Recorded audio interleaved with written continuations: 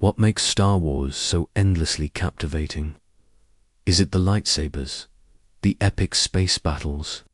Maybe it's the ancient wisdom of the Jedi. All of that plays a part, sure, but what really pulls fans back again and again runs deeper. It's the mysteries. For decades, fans have questioned, speculated, and pieced together the hidden meanings behind the galaxy far, far away. From Darth Vader's origins to the true purpose of the Sith, these stories have sparked endless what-ifs. And over the years, some of those questions have turned into full-blown fan theories, many of them so convincing. They challenge everything we think we know about Star Wars. In this video, we're diving deep into the most mind-bending Star Wars theories out there, the ones that make you stop, rethink, and maybe even wonder, could this have been George Lucas's plan all along? We begin with a fan favorite, Darth Jar Jar. Darth Jar Jar theory is one of the most controversial and mind-twisting ideas in the entire Star Wars universe. At first, it sounds absolutely ridiculous. Jar Jar Binks, a Sith Lord. It's hard to believe, but the deeper you dig, the more it starts to make sense. Jar Jar, with his clumsy behavior and over-the-top antics, might have been hiding in plain sight all along, secretly one of the most powerful manipulators in the galaxy. Let's look at his political role in the prequel trilogy.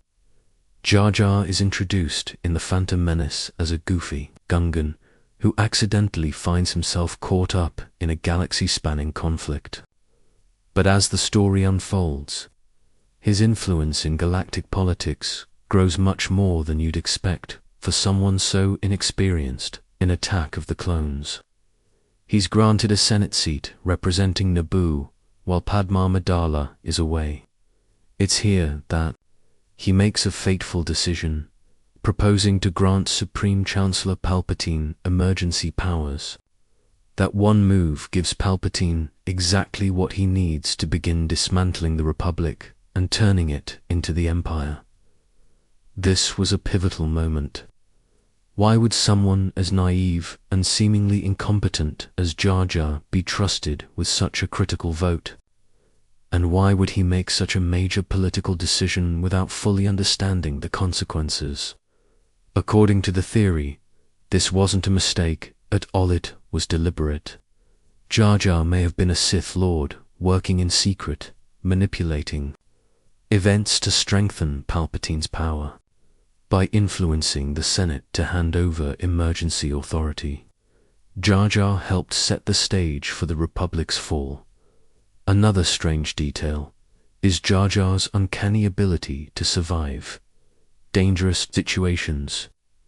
In The Phantom Menace, there's a moment when he and Obi-Wan are underwater being chased by a giant fish.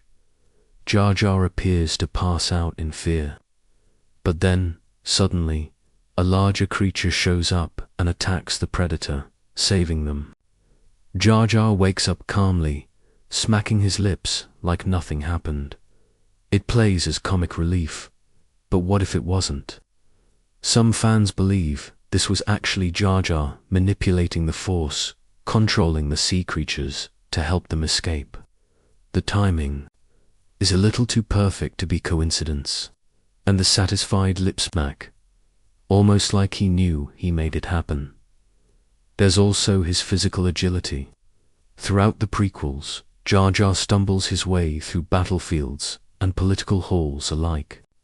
He's constantly tripping, falling, or causing chaos, but somehow he always walks away without a scratch. During the Battle of Naboo, he accidentally triggers explosives and disrupts enemy formations, things that seem like dumb luck, but end up being strategically helpful. Was this really clumsiness, or was it the Force guiding his actions? If Jar Jar was indeed a dark side user, it would explain why he always survives and often causes events that benefit the Sith.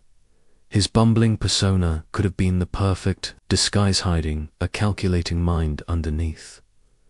There's also a moment in The Phantom Menace where Qui-Gon Jinn uses a Jedi mind trick to persuade Boss Nass. It shows that Gungans can be influenced by the Force. Now, think about Jar Jar in Attack of the Clones, when he gives his awkward but successful speech proposing Palpatine's emergency powers. It shouldn't have worked, yet it did.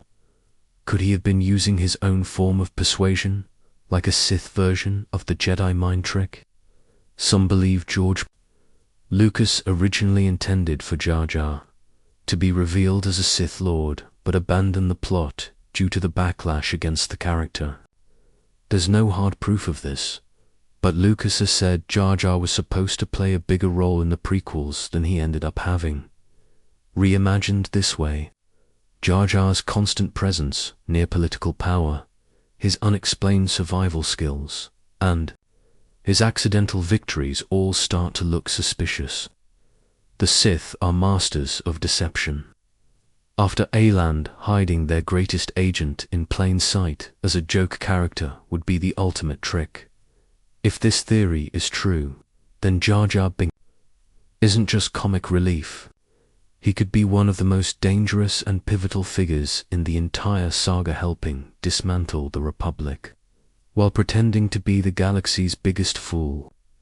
Palpatine created Anakin Skywalker next is a theory that changes everything we know about Anakin Skywalker. What if Emperor Palpatine created him? It's a chilling idea, one that turns Anakin from a prophesied savior into a product of Sith manipulation. In Revenge of the Sith, Palpatine tells Anakin the story of Darth Plagueis, a Sith who had such power over the Force that he could prevent death and, more disturbingly, create life. Palpatine speaks almost in code, hinting at things he may have done without saying them outright. Could Palpatine have learned this ability from Plagueis and used it to manipulate the Force into creating Anakin? Back in The Phantom Menace, Shmi Skywalker tells Qui-Gon Jinn that there was no father. Anakin simply existed, a miracle child. That mystery has always been tied to the prophecy of the Chosen One. But what if it wasn't the will of the Force? What if Anakin's birth was a Sith experimentized by Palpatine himself? The theory suggests that Palpatine manipulated midichlorians inside Shmi's body to create Anakin, not as a gift from the Force, but as a planned weapon, someone who could become his future apprentice. That would mean Anakin's entire life was shaped by the Sith, from the moment of conception throughout the prequels. Palpatine takes a strange, immediate interest in Anakin. In The Phantom Menace, he takes notice of the young boy. In Attack of the Clones, he becomes a mentor, and by Revenge of the Sith, he fully controls him. It's more than mentorship. Feels like ownership. The connection becomes even more disturbing when you consider Palpatine might have created him. When Palpatine tells the story of Plagueis, there's a smugness in his voice, as if he's talking about himself. He implies he knows how to create life, just doesn't say it outright.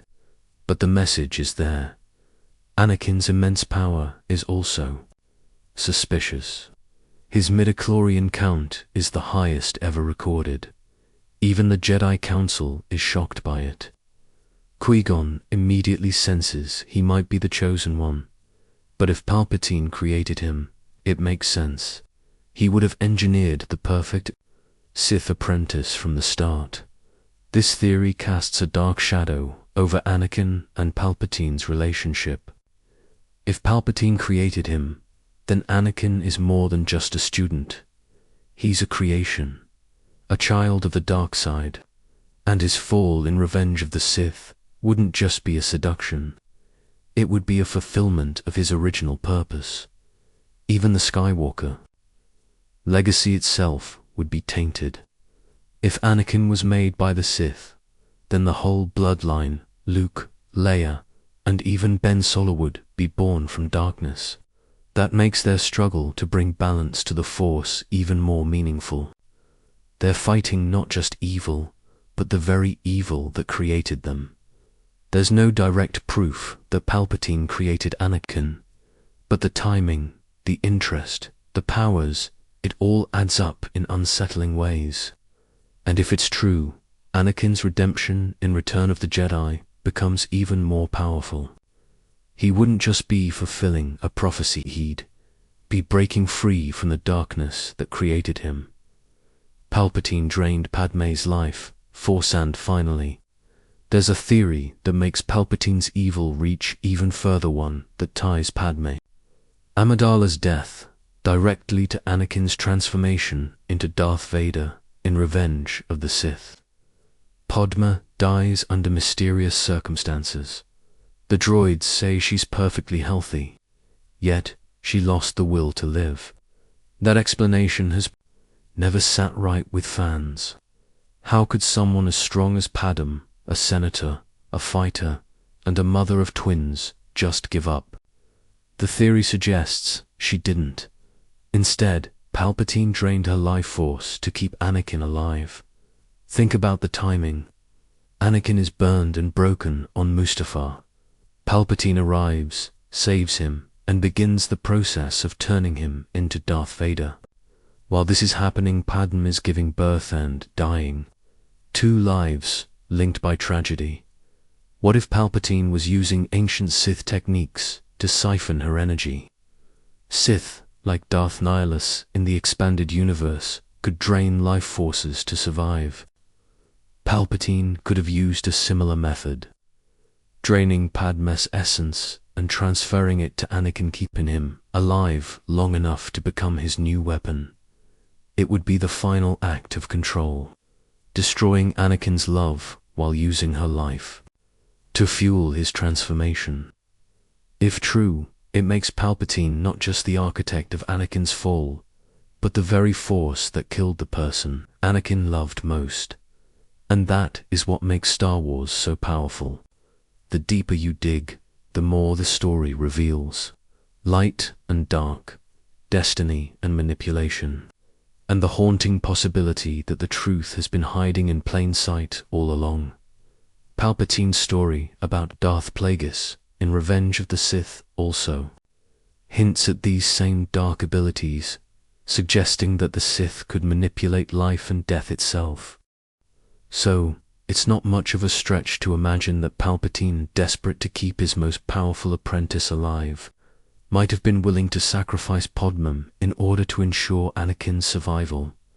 If this theory is true, it's both fascinating and heartbreaking. Padmé's death wouldn't just be the tragic result of Anakin's emotional collapse, it would have been a deliberate act of Sith manipulation. Her final moments wouldn't be about losing the will to live, as the medical droids said. Instead, they'd represent the final move in Palpatine's twisted plan, turning Anakin's love into yet another weapon for the dark side. It adds another level to how deeply Palpatine was manipulating everything, not just Anakin's mind, but also his heart.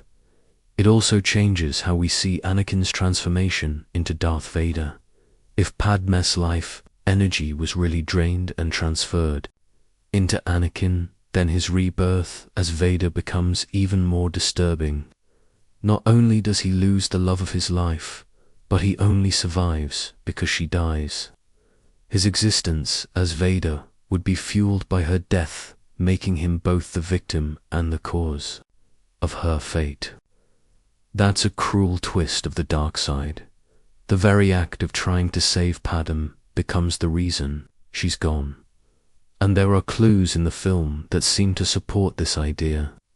Take the moment when Palpatine tells Anakin that Padmé is dead. Palpatine's expression almost seems like he's enjoying it, as if he's watching the final step of his plan unfold. You can feel that he's pushing Anakin deeper into his pain, knowing that the more Anakin suffers, the stronger the grip of the dark side becomes. This isn't out of character for Palpatine. Throughout the prequel trilogy, he proves over and over that he'll do whatever it takes to get what he wants, starting galactic wars, engineering betrayals, wiping out the Jedi. If draining Padma's life to keep Anakin alive was an option, it's exactly the kind of thing he'd do. It fits perfectly into his playbook. Nothing is off limits when it comes to gaining power. If the theory is true, it reframes Padma's death completely. It's not just a mysterious loss of will, it's an act of Sith power, a dark ritual that binds Anakin to Palpatine forever. And it turns Anakin's fall into an even deeper tragedy. He thought he was fighting to save her, when in reality, the path he took was the very thing that doomed her. Now, whether or not this theory is canon, one thing is undeniable. Palpatine was always pulling the strings. From the moment Anakin entered the picture, Palpatine's influence never let go. And even though the films don't confirm that he directly caused Padma's death, the timing, the motive, and the consequences all line up in a way that makes the theory hard to ignore. Let's stay on Mustafar and talk about another haunting moment. Obi-Wan Kenobi leaving Anakin alive after their duel. It's one of the most emotional scenes in the entire saga. After everything that's happened after, watching Anakin slaughter Jedi, choke Padme, and fall to the dark side, you'd think Obi-Wan would finish the job. But he doesn't. He walks away. Why? Some believe it wasn't just about mercy. The theory is that Obi-Wan chose to leave Anakin alive because of the prophecy of the Chosen One. Maybe, even in that horrific moment, Obi-Wan still believed that Anakin had a greater destiny to fulfill. Maybe he sensed that killing Anakin would prevent the balance from ever being restored. Throughout the prequels, the Chosen One prophecy looms over everything. Qui-Gon Jinn believed in it wholeheartedly. He discovered Anakin, and despite the Jedi Council's doubts, insisted that he was the one meant to bring balance to the Force. Obi-Wan, though more cautious, eventually came to share that belief. So, when the time came when Anakin was defeated, broken, and burning, it's possible that Obi-Wan couldn't bring himself to kill him, not just because of their bond, but because of that prophecy. Even though he was devastated, even though Anakin had become Darth Vader, Obi-Wan might have felt the Force whispering, "This isn't the end. There's more," that makes the moment even more powerful. Obi-Wan's voice cracks as he says, "You were my brother Anakin. I loved you." You can feel his heartbreak. But instead of delivering a killing blow, he just leaves. If Anakin truly was the Chosen One, then Obi-Wan may have believed that fate and the Force would decide what happened next. And the theory gains more weight when you consider how things eventually play out. Anakin does bring balance to the Force, just not in the way the Jedi expected. In Return of the Jedi, it's not Luke who defeats the Emperor, it's Anakin. By destroying Palpatine, Anakin finally fulfills the prophecy, proving that his destiny was never just about being a Jedi or Sith, it was about the journey between both. So maybe Obi-Wan's decision to spare him wasn't a failure. Maybe it was faith. Faith in the Force, faith in redemption, and faith that the story wasn't over yet. That brings us to another theory that just won't go away. Mace Windu might have survived his fall. Remember, after his intense duel with Palpatine, he gets blasted with Force lightning, loses his hand, and is thrown out of a window high above the streets of Coruscant. It definitely looks like the end. But this is Star Wars, and fans have pointed out that Jedi have survived much worse. Luke Skywalker survived a fall in The Empire Strikes Back. Palpatine himself fell down a reactor shaft and somehow returned. Even Darth Malkut in Half managed to live. So why wouldn't someone as powerful as Mace Windu survive? Mace wasn't just any Jedi. He was a master of Vopod, a fighting style that channeled both the light and dark sides. He was incredibly strong with the Force, easily one of the most skilled warriors in the entire Jedi Order. If anyone could slow their fall, guide their landing, or cling to life out of sheer willpower, it would be him. And then there's Samuel L. Jackson. He's gone on record saying he believes Mace Windu survived, and he's even said he wants to return to the role. That alone has kept fans hoping for a comeback. Because if Windu did live, his story could add so much more to the Star Wars universe. Imagine a scarred, broken Mace Windu in hiding, living with the knowledge that he failed to stop Palpatine, haunted by the fall of the Jedi. That's a story rich with potential. Maybe he helps other survivors. Maybe he becomes a mentor. Or maybe he waits for the right time to strike back. A showdown between Windu and Darth Vader would be just visually, but emotionally. Windu warned the Jedi Council about Anakin. He knew something was off. Facing Vader would mean facing the consequences of everything that happened that night. Of course, there are challenges to the theory. We never see or hear from Windu again in any of the films or major series. If he did survive, he went deep underground. But that's not impossible. Maybe he saw how powerful the Empire had become and knew that staying hidden was the only way to eventually make a difference. His return could reshape everything. Whether he joins the rebellion, guides young Jedi, or simply seeks redemption, his survival would add depth to the story. It wouldn't erase the tragedy of his fall, it would deepen it.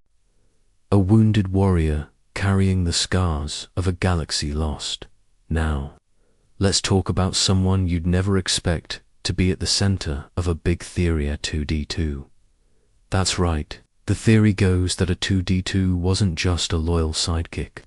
He was secretly one of the most important players in the entire saga, a covert hero who quietly shaped the fate of the galaxy. At first glance, R2 seems like just a plucky astromech droid, always reliable, always in the right place, at the right time. But that's just it, he's always there. From the beginning of the prequels to the end of the original trilogy, R2 is present at almost every major turning point. His story starts in The Phantom Menace. He's aboard Queen Amidala's ship during the blockade run, and he's the only astromech who survives to repair the shields. Think about that. Other droids are blown to bits, but R2 makes it through and saves the ship. That single action allows them to escape, which leads to their landing on Tatooine, and their discovery of Anakin Skywalker. From that moment forward, R2 is always where he needs to be. He doesn't just tag along, he plays an active role in key moments. He delivers messages, saves heroes, opens doors, fixes ships, and even disables enemies. And unlike most droids, he doesn't get memory wipes. He remembers everything. That's the basis of the theory, that R2-D2 knew everything: Palpatine's rise, Anakin's fall, the birth of the rebellion, and subtly worked to make sure things stayed on the right path. He never says a word to betray anyone's trust, but his actions tell a different story.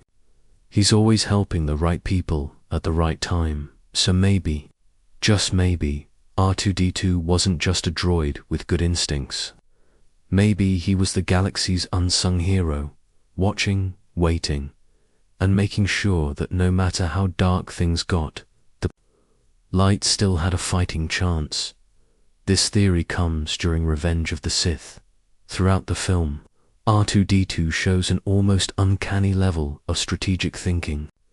Whether he's using his tools to sabotage battle droids, providing cover for Anakin and Obi-Wan, or hacking into critical systems with SR2's quick thinking repeatedly saves the day. In one scene, when Anakin and Obi-Wan infiltrate General Grievous' ship to rescue Palpatine, it's R2 who initiates the diversion that allows them to continue their mission.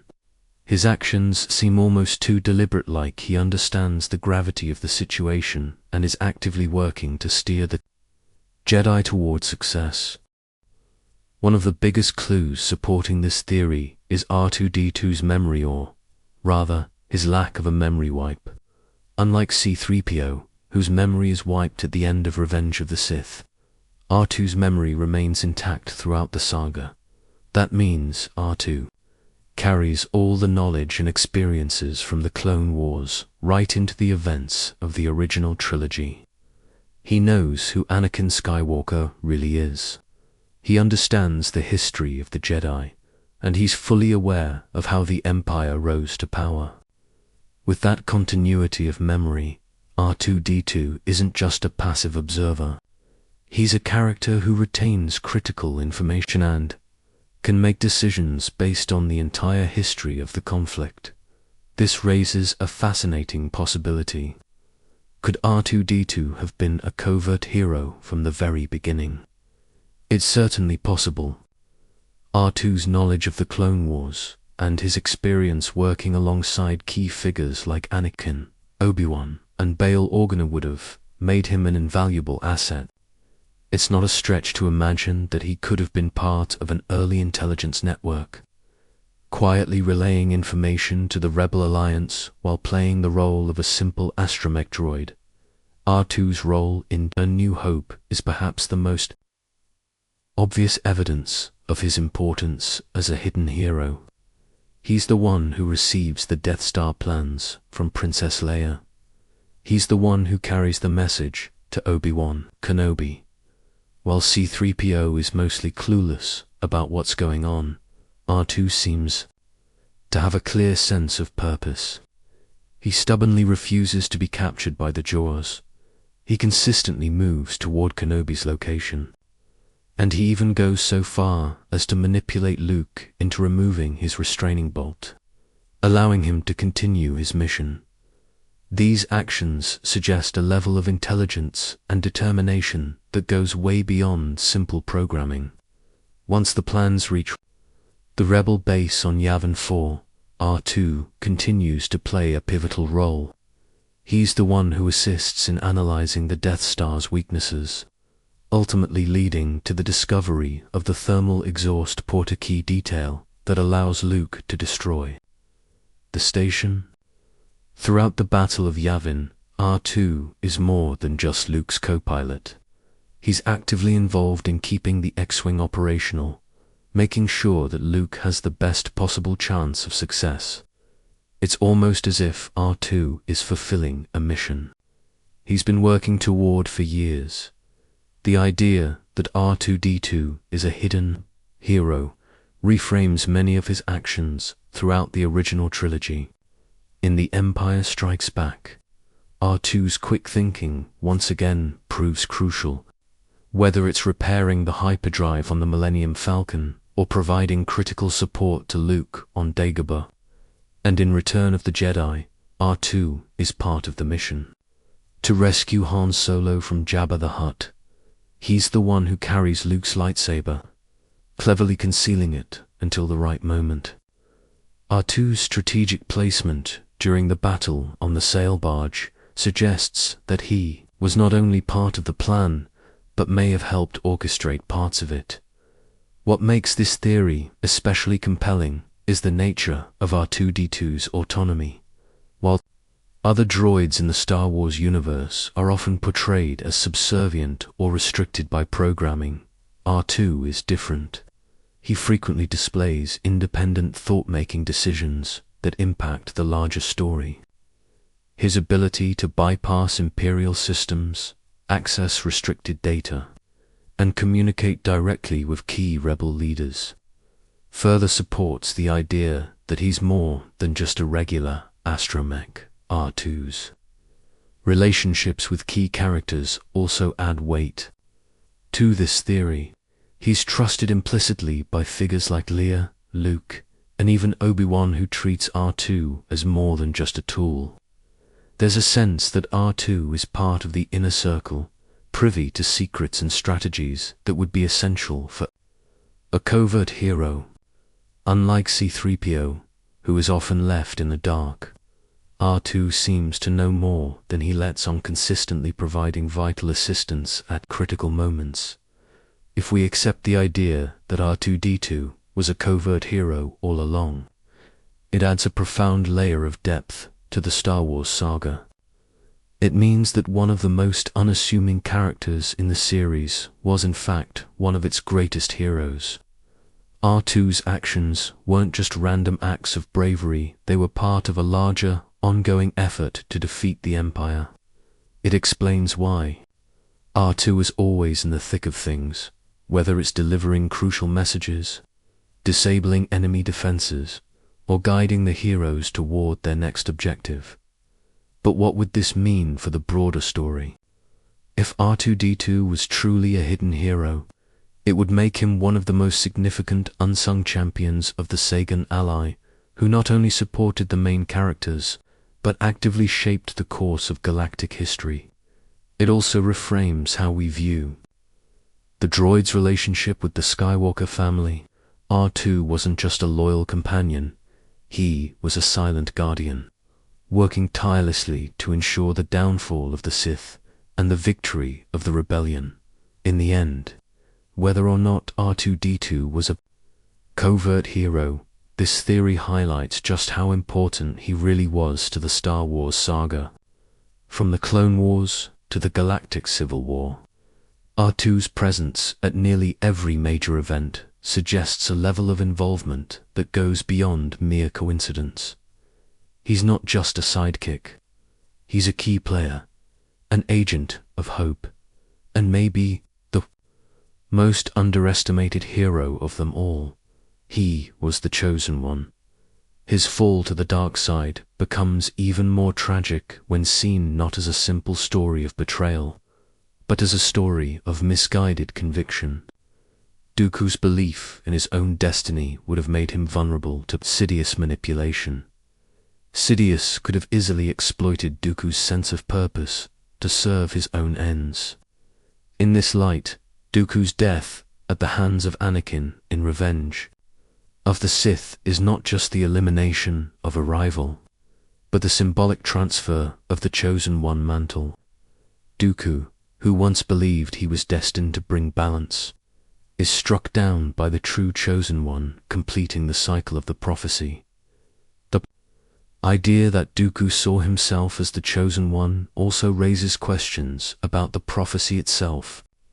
If Dooku could misinterpret the prophecy so profoundly, it suggests that the nature of the Chosen One was always open to interpretation.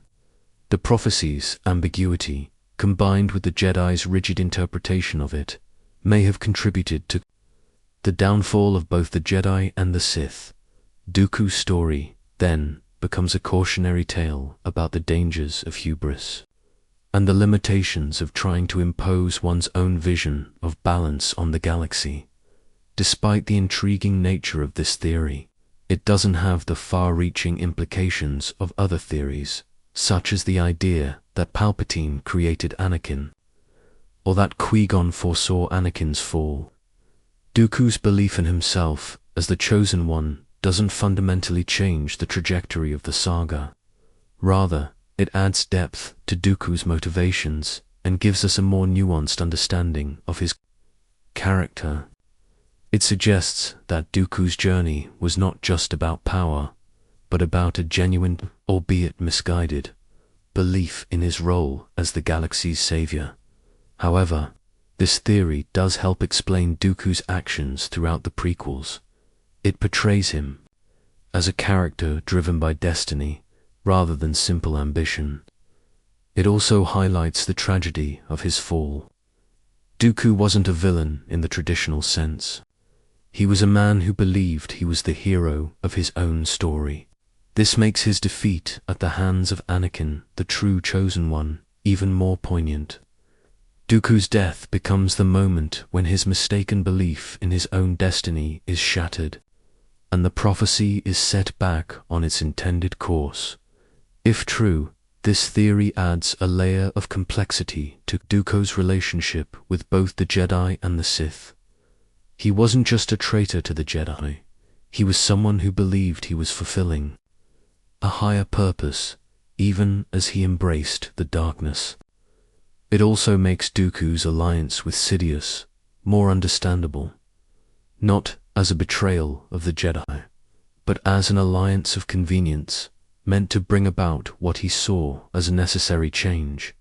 Ultimately, the theory that Dooku believed he was the Chosen One doesn't change the overall narrative of Star Wars, but it does provide a richer context for Dooku's character.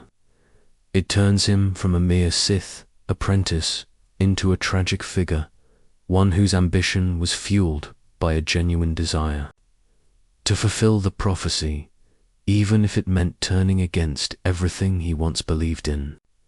It's a story of pride, ambition, and the dangers of misinterpreting destiny, an all-too-human tale set against the epic backdrop of the galaxy's struggle between light and dark.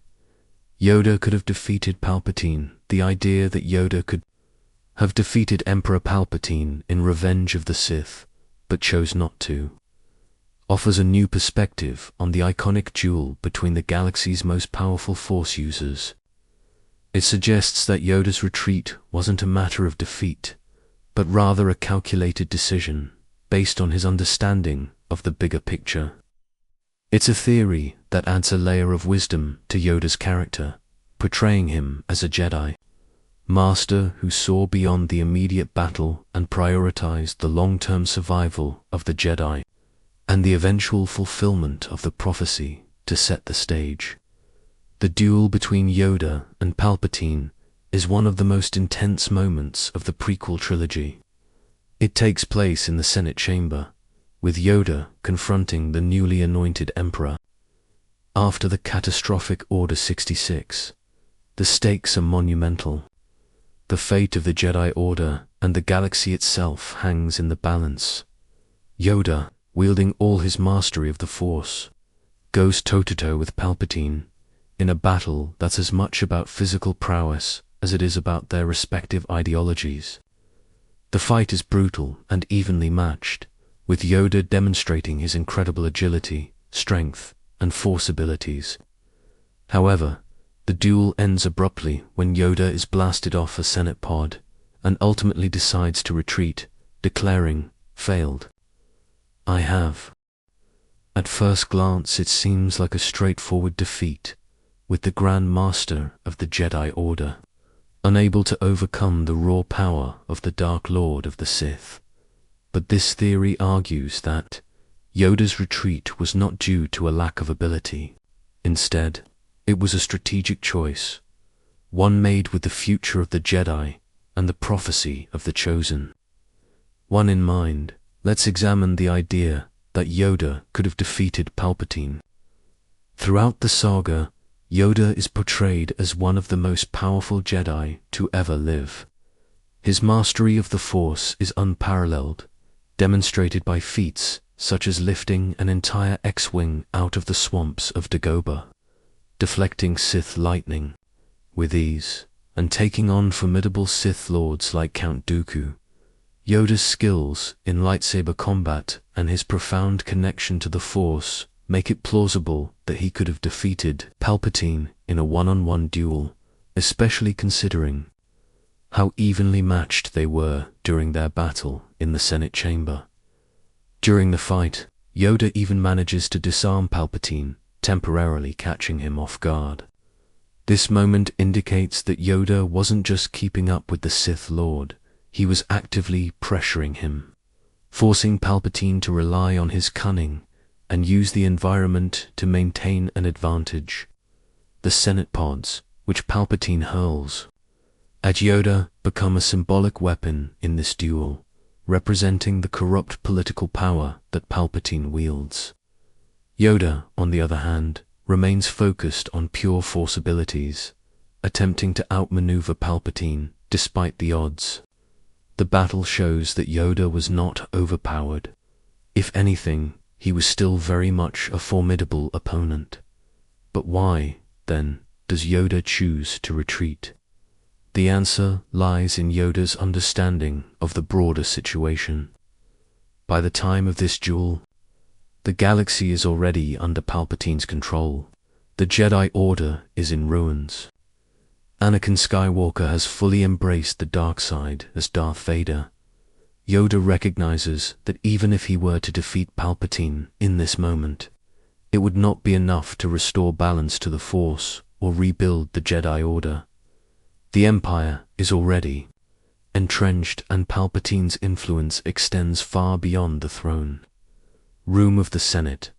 Yoda's strategic mind understands that defeating Palpatine physically wouldn't automatically undo the damage that had been done to the galaxy. Furthermore, Yoda's retreat is also about preserving hope for the future.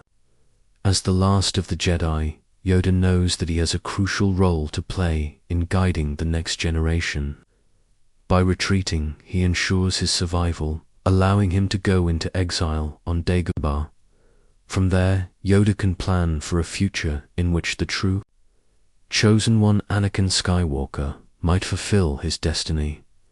It's a move that aligns with Yoda's long-term thinking. The Grand Master isn't concerned with immediate victories. He's focused on the bigger picture, which includes training Luke Skywalker, the son of Anakin, to bring balance to the Force in a way Yoda cannot achieve alone. Yoda's decision to flee also aligns with his understanding of the prophecy of the Chosen One. By this point, Yoda knows the prophecy speaks of a Jedi who will ultimately destroy the Sith and bring balance to the Force. Despite Anakin's fall to the dark side, Yoda may still have believed that Anakin had a role to play in fulfilling the prophecy.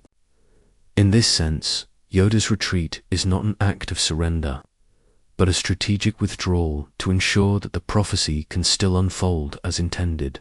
By allowing Palpatine to live, Yoda is setting the stage for a future confrontation in which Anakin, as the Chosen One, will have the chance to redeem himself and fulfill his destiny.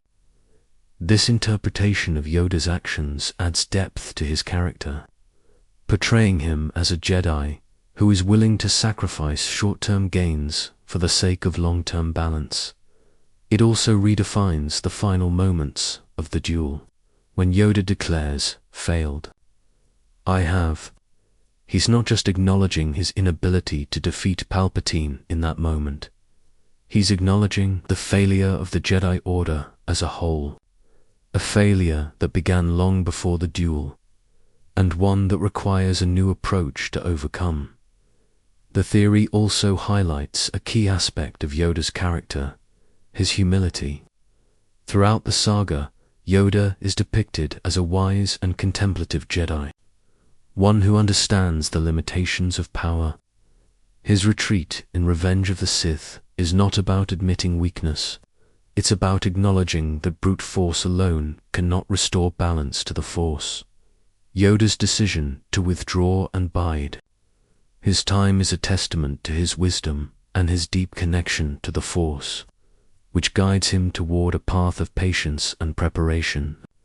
While this theory doesn't drastically alter the narrative of Star Wars, it does offer a more nuanced understanding of Yoda's actions. It suggests that the outcome of the duel was never solely about Yoda's ability to win. It was about his willingness to recognize that the path to victory required more than just defeating Palpatine. It required preserving the hope for a future where the Force could truly be balanced through the redemption of Anakin Skywalker and the rise of Luke as the new hope for the Jedi. If we accept this theory, it transforms Yoda from a character who simply lost to Palpatine into one who made a conscious choice to prioritize the bigger picture. It adds a layer of strategic foresight to his character, showing that even in his greatest moment of sorrow, Yoda was still thinking several steps ahead. His retreat wasn't a sign of defeat, it was a sign of his deep understanding of the Force's will and his unwavering commitment to the prophecy. Ultimately, this theory adds to Yoda's already complex character arc, reinforcing his role as the wise elder who knows when to fight and when to step back. It doesn't change the overall narrative of Star Wars, but it deepens our appreciation of Yoda's choices and the sacrifices he made for the sake of balance. Yoda's decision in Revenge of the Sith becomes a moment of wisdom rather than failure, a strategic move that ensures the revival of the Jedi legacy and the eventual fulfillment of the prophecy. Continued in next message, with Anakin subconsciously use the Force on Padme. Here's the final section, rewritten in the same natural human tone, without missing a single word or detail. Anakin subconsciously used the Force on Padme. Theory that Anakin Skywalker subconsciously used the Force to influence Padme Amidala throughout their relationship brings a subtle yet intriguing layer to their dynamic. It suggests that Anakin's intense connection to the Force wasn't limited to his combat skills or physical feats. It also had a psychological and emotional impact on those closest to him, especially Padme, while not as overtly dramatic as some other theories. This one adds nuance to the couple's relationship, suggesting that Anakin's powerful emotions, love, fear, and obsession might have inadvertently manipulated Padme's feelings, decisions, and even her tragic fate. To understand this theory, we need to revisit how the Force operates in Star Wars. It's established that the Force isn't just a tool for telekinesis or lightsaber skills. It's a mystical energy that binds all living things together, connecting their minds, emotions, and destinies. Those who are strong in the Force can influence others' thoughts and feelings, intentionally or not. In fact, the Jedi often warn against the dangers of emotional attachment, precisely because it can lead to unintended manipulations through the Force. Anakin, as we know, is one of the most powerful Force users in the galaxy, but he's also one of the least disciplined. Unlike the Jedi Masters who have learned to suppress or control their emotions, Anakin wears his heart on his sleeve. He is driven by passion, fear, and a desperate need for control, traits that not only make him susceptible to the dark side, but also create the potential for subconscious Force use. This theory posits that Anakin's intense love for Padme, combined with his immense Force sensitivity, could have manifested in subtle, involuntary manipulations of her emotions. Let's start at the beginning of their relationship in The Phantom Menace. Anakin, just a child at the time, instantly develops an attachment to Padme. Though it seems innocent at first, the seeds of this attachment are rooted in his overwhelming need for security and connection. Anakin's loneliness as a slave, combined with his mother's warnings about separation, likely fueled his desire for someone to hold on to. The Force, responding to this deep yearning, might have already started creating a bond between them, one that was invisible, but powerful. By the time Attack of the Clones unfolds, Anakin's feelings for Padme have grown into full-blown romantic obsession. His declarations of love are intense, bordering on possessive. Anakin confesses to being haunted by dreams of Padme, consumed and doomed by thoughts of her. While it's easy to chalk this up to youthful infatuation, there's a deeper implication. If we consider the theory, could Anakin's emotional volatility have unintentionally influenced Padme's feelings? Padme, initially hesitant about their relationship due to her duties as a senator and the implications of a Jedi's forbidden love, ultimately succumbs to Anakin's persistent advances. The theory suggests that Anakin's subconscious use of the Force might have tipped the scales in his favor, amplifying her emotions and pushing her toward him. Consider the scene on Naboo where Anakin and Padme share a forbidden kiss. Padme's initial response is to pull away, citing their duties and the consequences of pursuing a relationship. Yet, despite her logical reservations, she finds herself drawn back to Anakin. The theory proposes that Anakin's powerful, though unintentional force influence might have blurred the lines between her genuine feelings and those enhanced by the Force's subtle manipulation. It's not mind control per se, but more of a subconscious amplification of emotions, a phenomenon that aligns with how the Force is known to work in other contexts, such as when Jedi can sense and heighten emotions in battle. Moving into Revenge of the Sith, Anakin's relationship with Padmé takes on a darker tone. His love becomes increasingly possessive and desperate, driven by prophetic visions of her death in childbirth. Anakin's fear of losing Padmé consumes him, pushing him further down the path of the dark side. The theory suggests that during this period, Anakin's subconscious use of the Force becomes even more potent, driven by his growing fear and darkness. As Anakin's inner turmoil intensifies, so too might his unintentional influence over Padmé. Padmé's own behavior in Revenge of the Sith raises questions that align with this theory. She continues to support Anakin, even as he becomes more erratic and unhinged. She's aware of his brutal actions against the Tusken Raiders from Attack of the Clones, and while she is disturbed by this revelation, she doesn't break off their relationship in Revenge of the Sith. Padmé's commitment to Anakin remains steadfast, despite her awareness of his growing darkness. The theory suggests that her unwavering love might have been, at least partially, a result of Anakin's subconscious influence, which kept her emotionally tied to him, even as his behavior became increasingly dangerous. One of the most compelling aspects of this theory is how it reframes the final act of Revenge of the Sith. Padmé's death, described by medical droids as a result of her losing the will to live, has always been controversial among fans. How could such a strong character simply give up? The theory offers an explanation. Anakin's subconscious Force influence, coupled with his turn to the dark side, may have had a draining effect on Padmé's life force, just as Palpatine is theorized to have drained Padmé's life to sustain Darth Vader. Anakin's own internal turmoil could have contributed to her demise, albeit unintentionally. His desperation to control her fate and keep her alive might have backfired, resulting in the very outcome he feared most. If this theory holds weight, it adds a tragic layer to Anakin and Padmé's love story, one not just shaped by passion and destiny, but by the quiet, devastating power of the Force acting beneath the surface. It paints Anakin not only as a victim of his own fear, but as someone whose overwhelming emotions became a force of influence, one that shaped Padmé's choices, their relationship, and ultimately her death.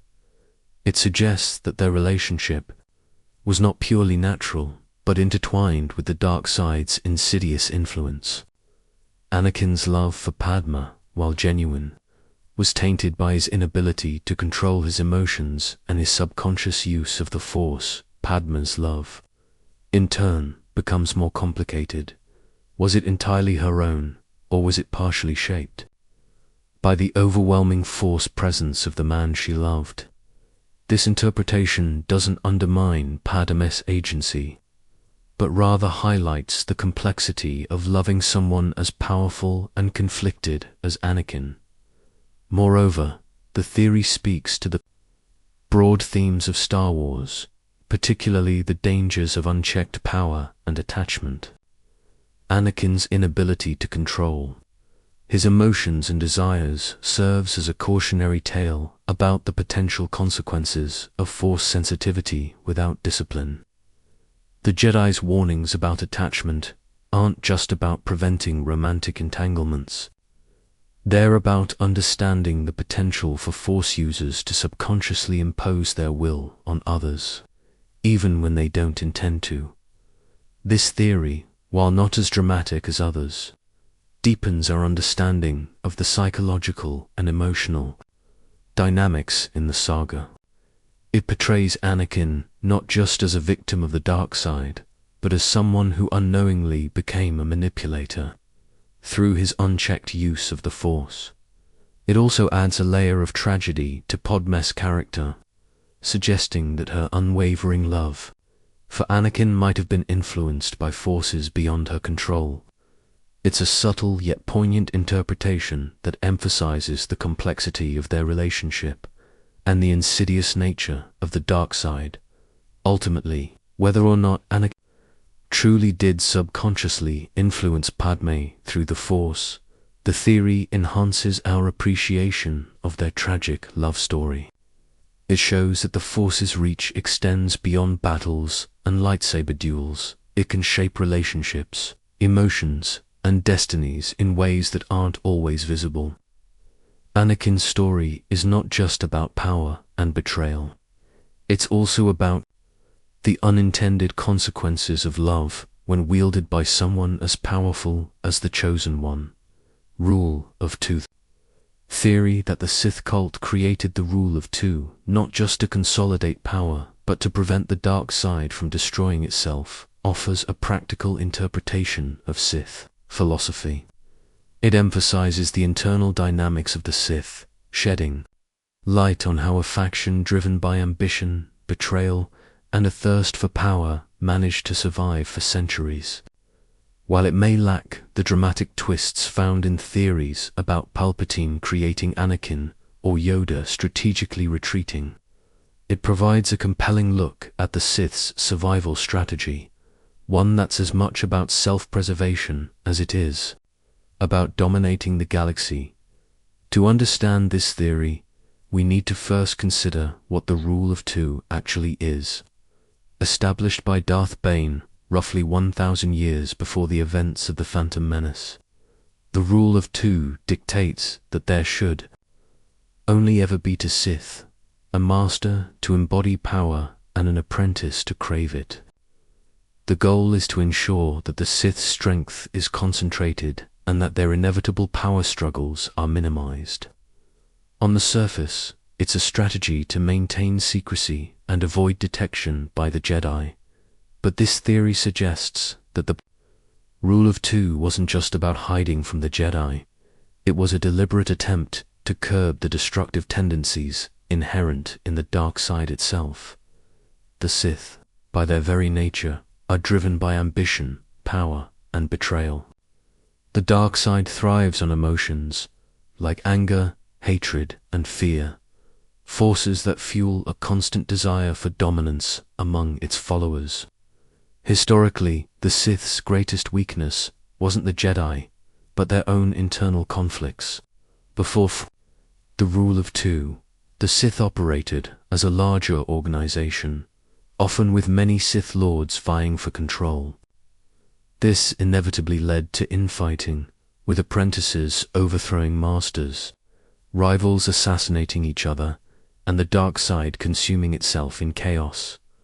The Sith's inability to maintain unity was their Achilles' heel, making them vulnerable to both internal collapse and external defeat by the Jedi. Darth Bane, the architect of the Rule of Two, recognized this flaw after witnessing the near-total destruction of the Sith in the final battle of the Sith-Jedi War. According to this theory, Bane understood that the dark side's inherent nature would always drive the Sith towards self-destruction unless it was contained. The Rule of Two wasn't just a practical measure to rebuild the Sith in secrecy. It was a radical reform designed to ensure the long-term survival of the dark side by controlling its most dangerous tendencies. By limiting the number of Sith to just two, Bane effectively created a system that forced the Sith to channel their ambition and treachery in a more focused manner. Under the Rule of Two, the master and apprentice dynamic becomes a controlled cycle of power transfer. The master holds ultimate authority, representing the culmination of Sith knowledge and strength, while the apprentice is driven by the desire to surpass the master. This dynamic allows for a gradual, albeit ruthless, evolution of Sith power, rather than a chaotic free-fall. When an apprentice becomes strong enough to defeat the master, the cycle repeats, ensuring that only the strongest survive and that the dark side's power is preserved, rather than squandered in internal wars. This interpretation of the rule of two adds depth to Sith philosophy, suggesting that the Sith are not just power-hungry megalomaniacs, but strategic thinkers capable of Darth Bane's reform was not a retreat. It was a sophisticated adaptation meant to protect the Sith's long-term interests. By accepting that the dark side's nature is inherently self-destructive, Bane's rule of two aimed to create a more sustainable Sith order. The survival of the Sith wasn't just about remaining hidden from the Jedi. It was about preventing the dark side from consuming itself through unrestrained ambition. Consider the dynamic between Palpatine, Darth Sidious, and Darth Maul, and later between Palpatine and Darth Vader. The rule of two is evident in these relationships, with Palpatine always holding the upper hand, while grooming his apprentice to be powerful but not powerful enough to overthrow him prematurely. The cycle of betrayal is inevitable, but it's controlled, allowing the Sith to maintain power for extended periods without succumbing to infighting. Even Palpatine's manipulation of Anakin Skywalker reflects the principles of the rule of two. Anakin is drawn to the dark side not only because of his desire for power, but because Palpatine carefully nurtures that desire, ensuring that it aligns with the Sith's long-term strategy rather than becoming a wild card. The rule of two also aligns with the Sith's emphasis on secrecy and deception. By keeping their numbers limited, the Sith can operate in the shadows, manipulating events without drawing too much attention. This approach proved incredibly effective, as the Sith managed to deceive the Jedi and infiltrate the highest levels of the Republic over the course of a millennium. The rule of two's strategic focus on concentrated power is what allowed the Sith to outmaneuver the more numerous, but less cohesive, Jedi. While this theory lacks the dramatic revelations of others, it offers a practical explanation for the Sith's endurance. It portrays the Sith not just as impulsive dark side users, but as disciplined strategists who understood that their own power had to be carefully managed. The rule of two becomes less about limiting numbers and more about controlling ambition, an ambition that, if left unchecked, would inevitably lead to the Sith's downfall. Another aspect of this theory is its reflection of broad Star Wars themes. The Sith's focus on power, control, and hierarchy is a dark mirror to the Jedi's emphasis on harmony, balance, and unity. While the Jedi believe that the light side can coexist with peace and balance, the Sith embrace the dark side's chaotic nature, but attempt to impose order on it through the rule of two. This philosophical difference is a microcosm of the larger conflict between the Sith and Jedi, a conflict not just of light versus dark, but of controlled power versus unrestrained power. The Sith's survival through the rule of Door also suggests that their understanding of the dark side is more pragmatic than often portrayed. They are aware of its limitations and dangers, and the rule of two is a means of harnessing those dangers rather than being consumed by them.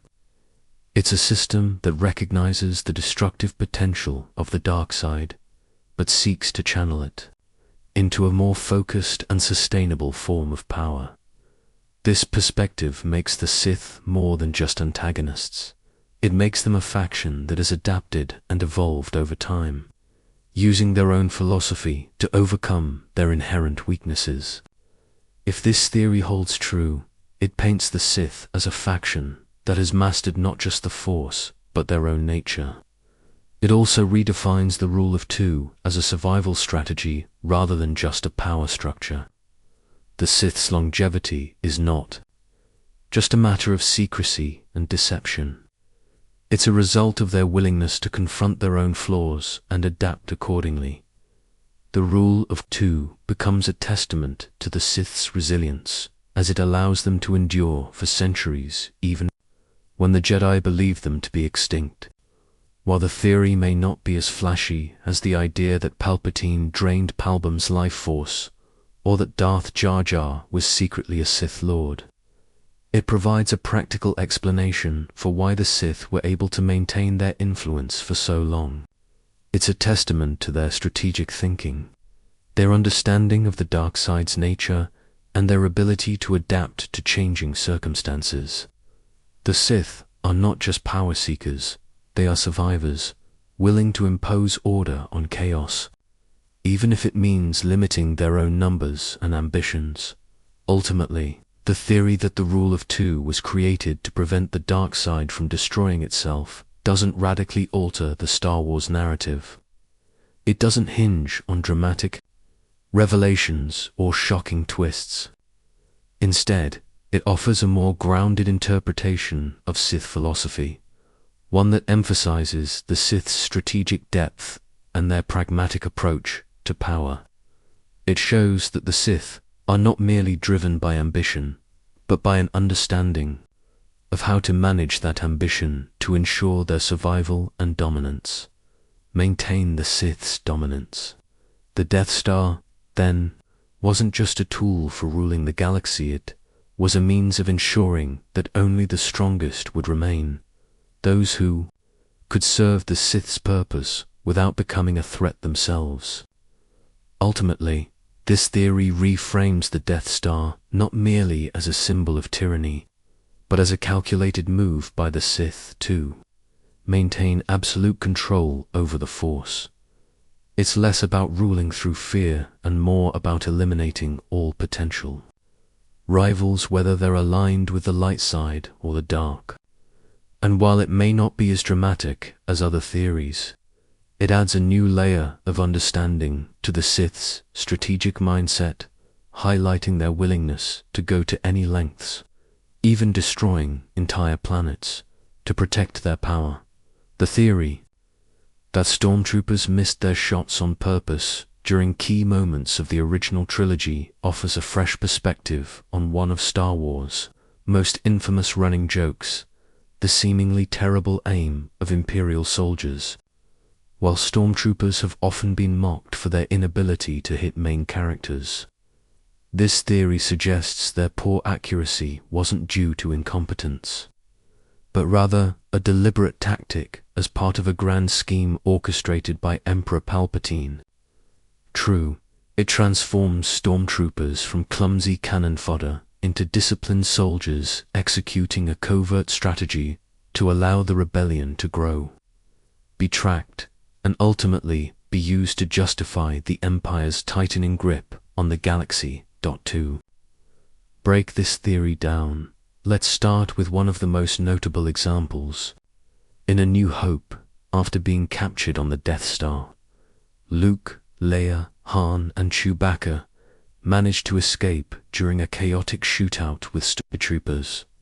Despite the intensity of the battle, the heroes make it to the Millennium Falcon without taking a single blaster hit.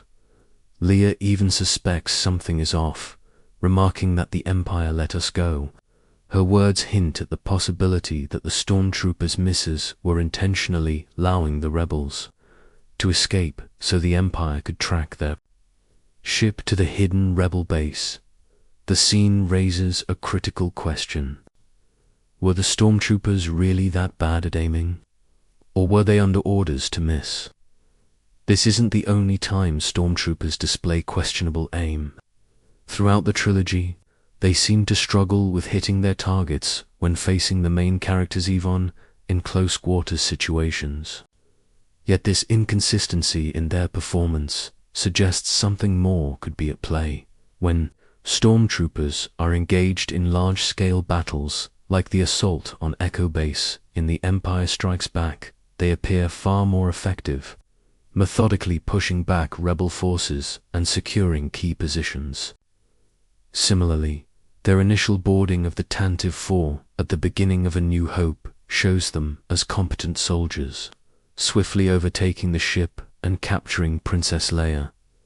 This contrast between their capabilities in regular combat and their apparent incompetence when pursuing main characters supports the idea that their aim isn't as poor as it seems. It's simply more strategic than we might think. The Empire, under Palpatine's direction, had a clear agenda of maintaining control through calculated chaos. By allowing key figures of the rebellion to survive, Palpatine could ensure that the rebellion remained a visible threat, justifying the Empire's military expansion and draconian measures. This approach aligns with Palpatine's manipulative nature, as he was known for playing both sides to his advantage, making the stormtroopers' missed shots part of a larger, carefully crafted scheme. Palpatine's strategic brilliance is evident.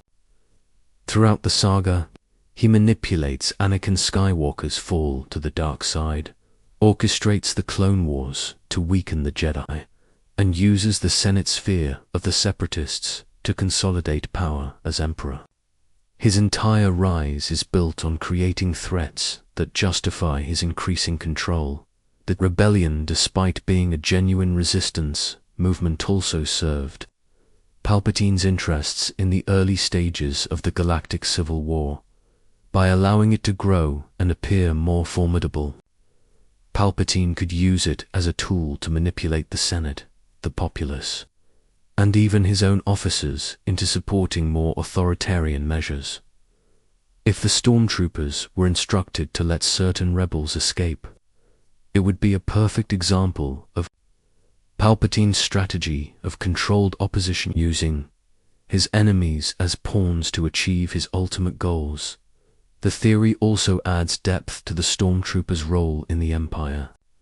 While they are often portrayed as faceless minions, this interpretation reimagines them as disciplined soldiers capable of following complex orders, even if those orders involve intentionally missing their shots. In the hierarchy of the Empire, loyalty and obedience are paramount, and the stormtroopers, as the primary enforcers of Imperial rule, would be expected to follow orders without question. If those orders included intentionally letting key rebels escape to further plans, then their seemingly poor aim becomes a mark of loyalty rather than incompetence. Consider, for example, the scene in The Empire Strikes Back when the Millennium Falcon escapes from Hoth.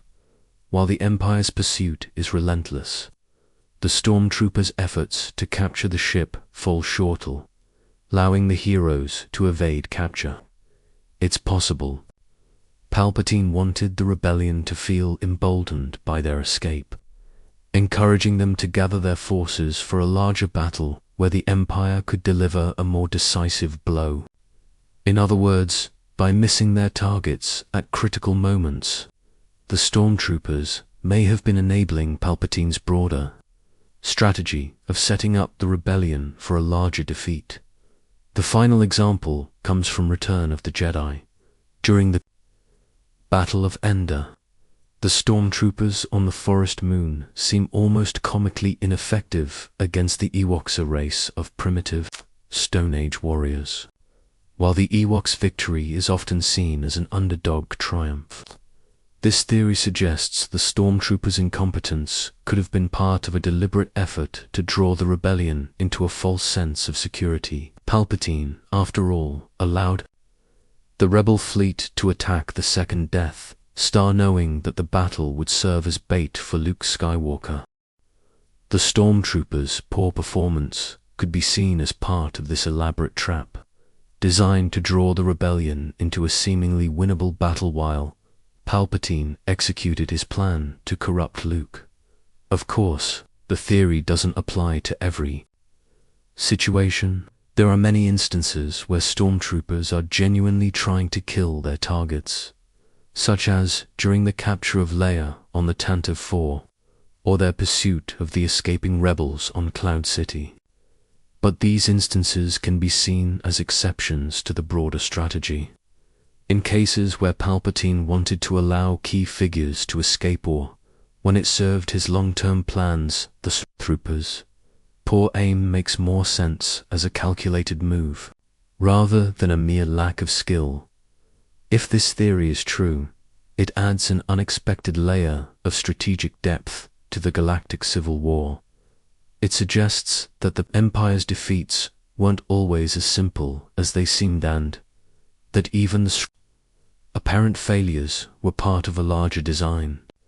It redefines their role in the saga, transforming them from bumbling soldiers into agents of Palpatine's grand strategy, willing to let their targets slip through their fingers when it served a greater purpose.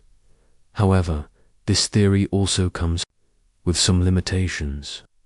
For one, it doesn't account for the broader perception of stormtroopers as consistently ineffective throughout the saga, even in situations where they are clearly trying to kill their targets. It also hinges heavily on the idea that Palpatine was willing to allow key members of the rebellion to survive, which is consistent with his manipulative nature, but not always apparent in his direct actions. In addition, the theory requires us to believe that stormtroopers were consistently able to maintain a facade of incompetence, which could be seen as a stretch, given the chaotic nature of many battles. Despite these limitations, the theory offers a more nuanced view of the stormtroopers and the Empire's strategy. It aligns with Palpatine's character as a master manipulator who used even his enemies as tools to achieve his goals. It adds a sense of purpose to the stormtroopers' actions, suggesting that their misses weren't always accidental, but part of a larger plan to maintain the Empire's hold over the galaxy. If this theory is accurate, it changes the way we view the galactic civil war. It's not just a straightforward battle between good and evil, but a carefully orchestrated conflict in which even the smallest details, like stormtroopers missing their shots, were part of a grander design. The stormtroopers, often seen as the butt of jokes, become key players in Palpatine's scheme, executing his will even when it meant allowing their targets to escape. It's a reminder that, in Star Wars, appearances can be deceiving and even the most seemingly incompetent actions might have hidden motivations behind them.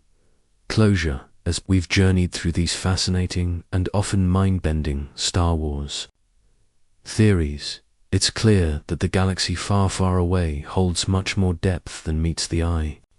From Palpatine's manipulative schemes possibly stretching to the creation of Anakin Skywalker himself, each of these theories adds another layer of intrigue to the Star Wars saga.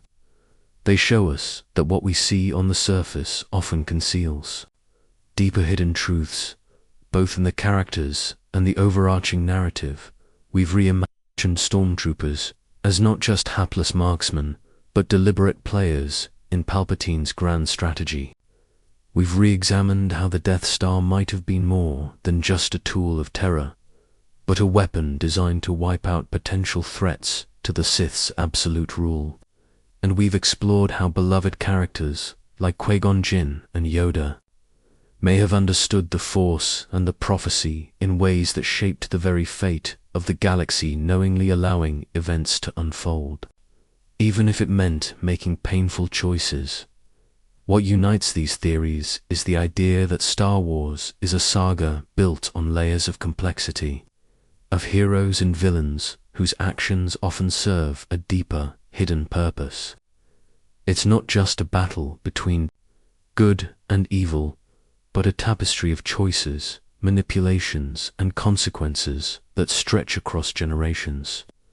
The Force itself, in its mysterious and ever-present way, weaves through these story-shaping characters and events in ways both subtle and profound. These theories, while sometimes speculative, a new lens through which to view the Star Wars universe. They invite us to question what we know, to reconsider the motivations behind iconic moments, and to appreciate the strategic minds of characters like Palpatine, Yoda, and even Qui-Gon Jinn. They remind us that in Star Wars, nothing is ever quite as it seems, in that sometimes the answers we seek lie just beneath the surface. Whether you're a die-hard fan who's debated these theories for years, or someone discovering them for the first time, they demonstrate the richness of the galaxy George Lucas created. A universe filled with endless possibilities, intriguing mysteries, and stories that continue to captivate us. These theories show that there's always more to explore, more to question, and more to uncover in the vast expanses of the Star Wars myverse. As we wrap up this exploration of some of the most convincing Star Wars theories, we're reminded of one key truth: the Force binds everything together. And much like the Force, the stories and theories we've delved into connect every aspect of the saga in ways we may never fully understand, but that's part of the magic. In a galaxy as rich and complex as Star Wars, the journey to uncover the deeper meanings, hidden truths, and unanswered questions is one that never really ends. May the Force be with you, always.